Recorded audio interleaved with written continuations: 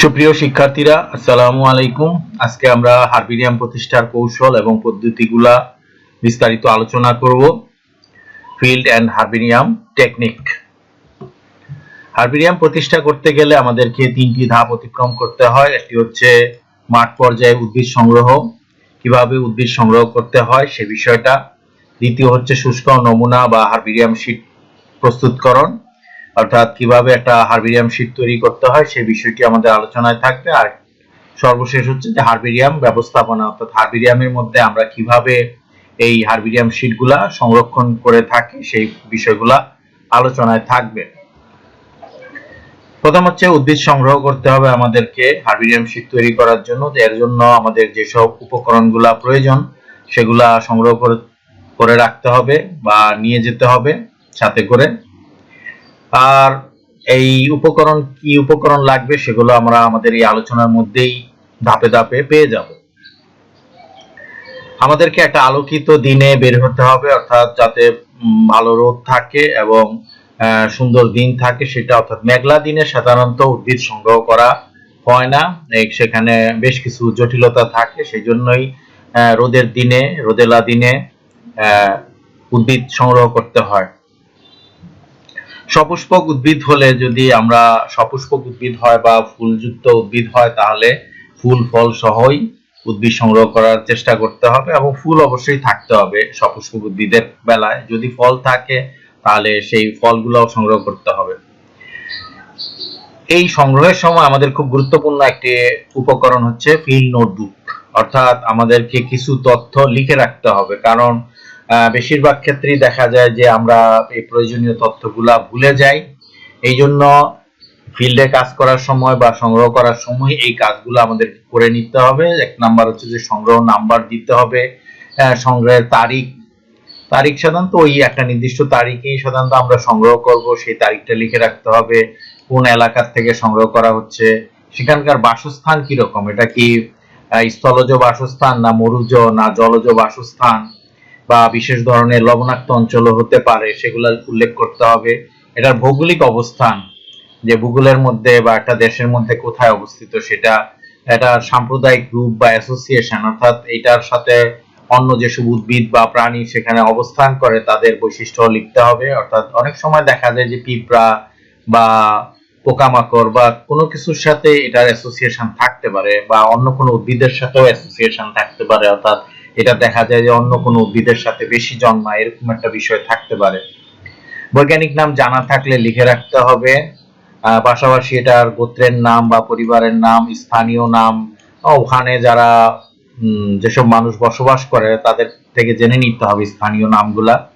তাদের স্বভাব, অর্থাৎ এটা কি বৃক্ষ জাতীয় না গুল্ম জাতীয় না বিরুৎ জাতীয় উদ্ভিদ, সেগুলো চারিত্রিক বৈশিষ্ট্য যেগুলো সাধারণত পরে বোঝা যায় না, অর্থাৎ এগুলো শুকানোর পরে আর এগুলো বৈশিষ্ট্য বোঝা যায় না, যেমন ফুল ফলের রং, গন্ধ, ওজন, এগুলো সাধারণত পরবর্তীতে আর বোঝা যায় না, সেগুলো আমাদের লিখে রাখতে হবে। আর সর্বশেষ হচ্ছে যে সংগ্রহকারীর নাম, অর্থাৎ আমি যদি নিজে করে থাকি তাহলে নিজের নাম এখানে উল্লেখ করতে হবে। একজন সংগ্রহকারী সারা জীবন অনেক সংগ্রহ করতে পারে, উদ্ভিদ নমুনা সংগ্রহ করতে পারে। তার বেলায় সাধারণত সে যে সংগ্রহকারী তার ধারাবাহিক নাম্বারটাই এখানে উল্লেখ করতে হবে। অর্থাৎ এটা যদি তার প্রথম সংগ্রহ হয় তাহলে এটা 1 নাম্বার হবে, এটা যদি তার 200তম সংগ্রহ হয় তাহলে এটার নাম 200 হবে, নাম্বার 200 হবে, এরকম বিষয়টা। অনেক উদ্ভিদ আছে যাদের মাটির নিচের অংশ সংগ্রহ করতে হয়, সেগুলোর ক্ষেত্রে আমরা খুরপি বা শাবল ব্যবহার করতে হবে। এই জন্য আমাদের আরেকটা উপকরণ হচ্ছে খুরপি বা শাবল নিয়ে যেতে হবে। সুতা লাগবে, কারণ ওই সংগ্রহের সাথে আমরা একটা লেবেল লাগাবো, সেই লেবেলটা সুতা দিয়ে আটকে দিতে হবে এবং সেই লেবেলের মধ্যে সংগ্রহ নাম্বার থাকবে। তারপরে এই নমুনাগুলা সংগ্রহ করার জন্য বা সংরক্ষণ করার জন্য ভাস্কুলাম, এগুলো সাধারণত স্টিল বা লোহার তৈরি হয়ে থাকে ভাস্কুলাম গুলা, অথবা সবচেয়ে ভালো হচ্ছে যে বড় পলিথিন ব্যাগ সাধারণত আমরা ব্যবহার করে থাকি। ভাস্কুলাম ব্যবহার করা, এটা যেহেতু ওজন বেশি সেজন্য ভাস্কুলাম সাধারণত ব্যবহার করা হয় না, পলিথিন ব্যাগই ব্যবহার করা হয় বেশি।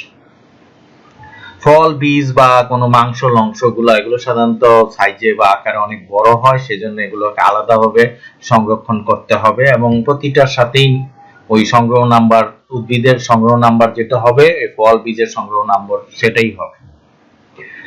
এরপরে আমাদের দ্বিতীয় ধাপটা হচ্ছে যে শুষ্ক নমুনা শীট প্রস্তুতকরণ। এটার জন্য আমাদের সাধারণত আমরা পুরো কার্টিজ ব্যবহার করে থাকি এবং সেটা নির্দিষ্ট একটা সাইজের হয়ে থাকে। এগুলো যে এই যে এগুলোর আগে আমাদেরকে এই নমুনাগুলো আসলে শুকাতে হবে। এই শুকানোর জন্য আমরা দেখা যায় যে সেই কার্টিজ পেপারে নমুনাটা ভিজিয়ে রেখে তারপরে আমরা সেটার জন্য আরেকটা আমাদের চাপমান যন্ত্র ব্যবহার করতে হয়। এইরকম যে কাঠের তৈরি, এখানে একটা ছবির মধ্যে আমরা দেখতে পাচ্ছি যে এরকম কাঠের ফ্রেম তৈরি করা আছে। এটা সাধারণত 45 থেকে 30 সেন্টিমিটার সাইজের। এটা তৈরি করে নিতে হবে, যাদের নাই তাদেরকে এরকম তৈরি করে নিতে হবে কাঠমিস্ত্রি দিয়ে। আবার ধাতব নেটের বা এটা লোহার তৈরি ফ্রেমও হতে পারে বা কাঠের এগুলো হতে পারে। তারপরে আমাদের এই প্রতিটা নমুনার মাঝে মাঝে শুকনা খবরের কাগজ ব্যবহার করতে হবে এবং এই শুকনা খবরের কাগজ দেওয়ার পরেও আবার আমাদের ব্লটিং পেপার দিতে হবে যাতে এটা খুব সহজে পানিটা শোষণ করে নেয়। নমুনাগুলো যদি খুব বড় আকৃতির হয় তাহলে সেটা ভাঁজ করে ভিয়ের মতো বা বেশি লম্বা হলে ডব্লিউর মতো ভাঁজ করে নিতে হবে। ছোট উদ্ভিদ যদি হয় বা গুল্ম জাতীয় বিরুৎ জাতীয় উদ্ভিদ যদি হয় তাহলে সেটার সাথে মূল নিতে হবে, মূল থাকতে হবে, এটা একটা বিষয়। অনেক সময় গাছের মধ্যে পাতা অনেক বেশি থাকে, তাহলে সেক্ষেত্রে এগুলোর পাতার বোটাগুলো রেখে বাকি অংশগুলো ছিঁড়ে ফেলতে হবে। কিছু পাতা রাখতে হবে, আবার দুই একটা পাতাকে আমরা উল্টে দিতে হবে, কারণ হচ্ছে যে অনেক পাতার উপরের পৃষ্ঠ এবং নিচের পৃষ্ঠ সাধারণত একরকম হয় না বা ভিন্ন হয়। তো যাই হোক, সেটা একটা পাতা একটু উল্টে দিতে হবে যাতে আমরা পরবর্তীকালে বুঝতে পারি যে এই পাতার দুইটা পৃষ্ঠ কিরকম। রসালো পাতা যদি হয় তাহলে সেগুলোকে একটু সিদ্ধ করে নিতে হবে ফরমালডিহাইড সহ, গরম জলে চুবিয়ে নিতে হয় যাতে এটা পরবর্তীতে না পচে বা নষ্ট হয়ে যায়।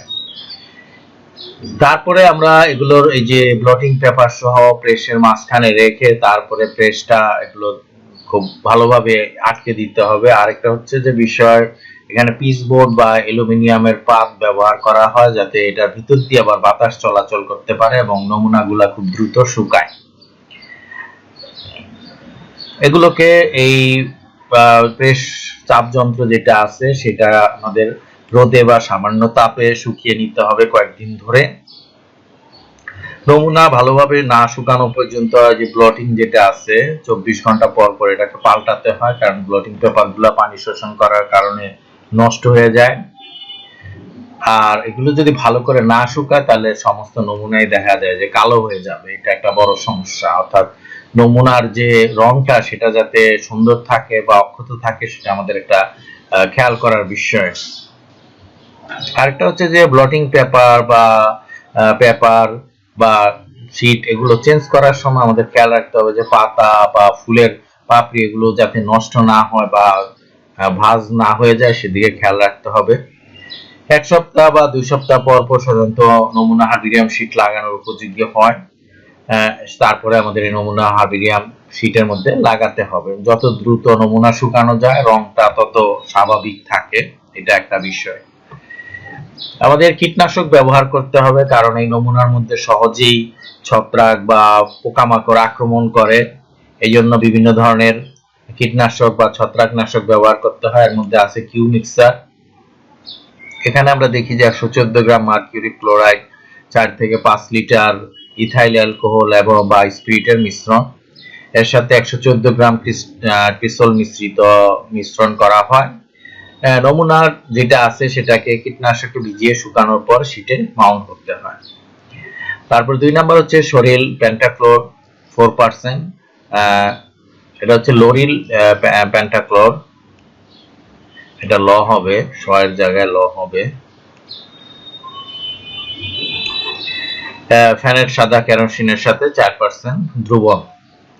তারপরে হচ্ছে ডিপ ফ্রিজিং পদ্ধতি, শুষ্ক এবং বাধাকৃত নমুনা ভালোভাবে নিউজপ্রিন্টে মুড়িয়ে পলিথিনের ব্যাগে মুড়ে মুখটা ভালোভাবে বন্ধ করে এটাকে 18 সেলসিয়াস তাপে 48 ঘন্টা পর্যন্ত ডিপ ফ্রিজে রাখতে হয়, তাহলে দেখা যায় যে এগুলো ভালো থাকবে। এরপরে হচ্ছে আমাদেরকে নমুনা বাধাই বা মাউন্টিং করতে হবে এরকম একটা শীটের মধ্যে। এই শীটগুলার দুইটা সাইজ আছে, একটা হচ্ছে আমেরিকান সাইজ 29x42 সেন্টিমিটার, একটা হচ্ছে কিউ সাইজ যেটা কিউ গার্ডেনে ব্যবহার করা হয় 26.5x42 সেন্টিমিটার।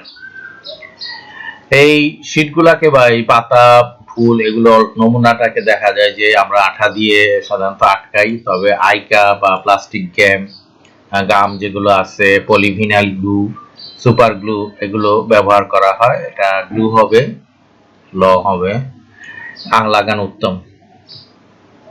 নমুনা বাঁধানোর পরে উদ্ভিদের কোনো গুরুত্বপূর্ণ অংশ খসে পড়লে তা ছোট কাগজের প্যাকেটে, সেলফোন ব্যাগে পুরে সাদাই শীটের সাথে আঠা দিয়ে লাগিয়ে রাখতে হয়। এটাকে আলাদা একটা বক্স তৈরি করে নিতে হবে বা প্যাকেট তৈরি করে নিতে হবে।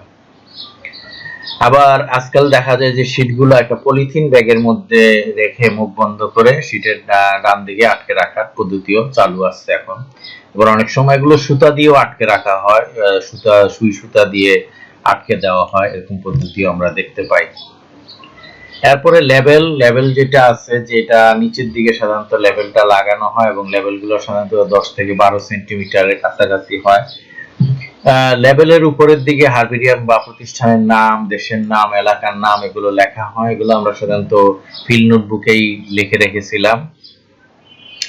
এরপর নিচের দিকে সংগ্রহ নাম্বার, সংগ্রহের তারিখ, এলাকার স্বভাব, বৈজ্ঞানিক নাম, গোত্রের নাম, সংগ্রাহকের নাম, শনাক্তকারীর নাম ইত্যাদি লিখে রাখতে হয়। সংগৃহীত নমুনার কোনো অংশ যদি অন্য কোথাও সংরক্ষিত হয় তাহলে লেবেলে উল্লেখ করতে হবে, কারণ একই নমুনা একাধিক জায়গায় হয়তো সংরক্ষণ করা হতে পারে। ফুল এবং ফলের বর্ণটাও লিখে রাখতে হবে, কালার। লেবেল টাইপ করে বা স্থায়ী কালিতে লিখতে হবে যাতে এই লেখাটা পরবর্তীকালে নষ্ট না হয়ে যায়, সেটা একটা খেয়াল করার বিষয়। লেবেলের মধ্যে আমরা ছোট মানচিত্র লিখে জায়গাটা উল্লেখ করতে পারি। যদি কখনো লেবেলে কোনো সংশোধনী করার প্রয়োজন হয় তবে তা আলাদা কাগজে লিখে তা পূর্বের লেবেলের উপরে বা পাশে লাগাতে হয়। এই জাতীয় লেবেলকে অ্যানোটেশন বলে। সঠিক লেবেলিং ছাড়া হার্বেরিয়াম রক্ষিত নমুনার আসলে কোনো মূল্য নাই, এটাও একটা খেয়াল করার বিষয়।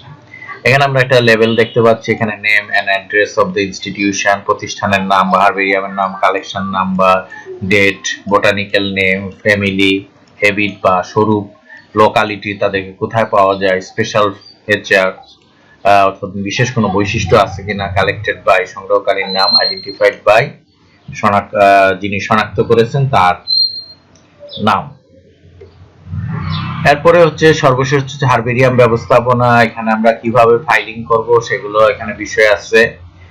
নির্দিষ্ট পদ্ধতিতে এইগুলোই আমরা এখানে বক্স দেখতে পাচ্ছি, সেগুলোকে হার্বেরিয়াম নমুনা সাধারণত কোনো একটা শ্রেণীবিন্যাস অনুসারে সাজানো হয়। বিভিন্ন ধরনের শ্রেণীবিন্যাস আছে, ব্যান্থামুকার বা তারপরে অ্যাংলার প্লান্টন, এরকম বিভিন্ন নমুনা শ্রেণীবিন্যাস সাধারণত ব্যবহার করা হয়ে থাকে। একই প্রজাতির 4টা বা 6টা নমুনা একটা ক্রেপ কাগজ বা ম্যানিলা কাগজের কভারের মধ্যে রেখে প্রজাতির নাম কভারের উপরে লিখে রাখা হয়। একই গণের প্রজাতিগুলো সাধারণত এই ফাইলগুলো একসাথে রাখা হবে। একই প্রজাতির একই গোত্রের হলে সেগুলো আবার একসাথে রাখতে হবে, এগুলো বিচ্ছিন্ন হওয়া যাবে না। এরপরে আমরা এই পিজন হোল বলা হয়েছে বা কবুতরের যে খোপের মতন, এগুলোর খোপ বিশিষ্ট আলমারি তৈরি করা হয়। প্রতিটা খোপের আকার সাধারণত 15x31x42 সেন্টিমিটার হয়ে থাকে। প্রতি গোত্রের প্রারম্ভে সংগৃহীত গণের এবং গণের প্রারম্ভে প্রজাতির তালিকা একটা শীটে এখানে লিখে রাখতে হবে যাতে আমরা বুঝতে পারি বক্সের ভিতরে কি আছে। সর্বশেষ হচ্ছে যে হার্বেরিয়ামের যত্ন এবং রক্ষণাবেক্ষণ কিভাবে করতে হবে, যে এখানে কীটনাশক এবং ছত্রাকনাশক প্রয়োগ করতে হবে, প্রয়োগ করে তারপরে এগুলো হার্বেরিয়ামের ভিতরে নিতে হবে। কীটপতঙ্গ এগুলোকে আক্রমণ করে কিনা এগুলো নিয়মিত চেক করতে হবে। তারপরে প্রতি খোপে নেপথালিন রাখতে হবে যাতে পোকামাকড় আক্রমণ না করে। আর্দ্রতা একটা বিষয় আছে, যাতে এখানে মানে স্যাঁতসেঁতে পরিবেশে রাখলে হার্বেরিয়াম শীটগুলো খুব নষ্ট হয়ে যাবে, অর্থাৎ এই রোমগুলা সব সময় আর্দ্রতা মুক্ত থাকতে হবে। নমুনা যে হার্বেরিয়াম শীটগুলো সাধারণত এগুলো বইয়ের পৃষ্ঠার মতো উল্টানো যাবে না, এগুলো একটা একটা করে এক পাশে রেখে দিতে হবে। আবার এভাবে বই যেভাবে উল্টায় সেভাবে না। নমুনার কোনো অংশ খুলে গেলে সেগুলোকে আলাদা প্যাকেটে রেখে শীটের সাথে আটকে দিতে হবে। আর হচ্ছে হার্বেরিয়াম অবশ্যই অগ্নিরোধক হতে হবে, কারণ এখানে আগুন লাগলে সমস্ত এই পর্যন্ত আমরা যত কাজ করেছি সব কাজই বিফলে যাবে, এটা একটা বড় বিষয়। আজকের মতো এখানে শেষ করছি। Thanks to remain with me, আমার সাথে থাকার জন্য আন্তরিকভাবে ধন্যবাদ। Please subscribe my channel. আমার চ্যানেলটি যদি সাবস্ক্রাইব না করা হয়ে থাকে সাবস্ক্রাইব করে নেবেন। Please like, comment and share. আজকের মতো এখানেই শেষ করছি। আল্লাহ হাফেজ।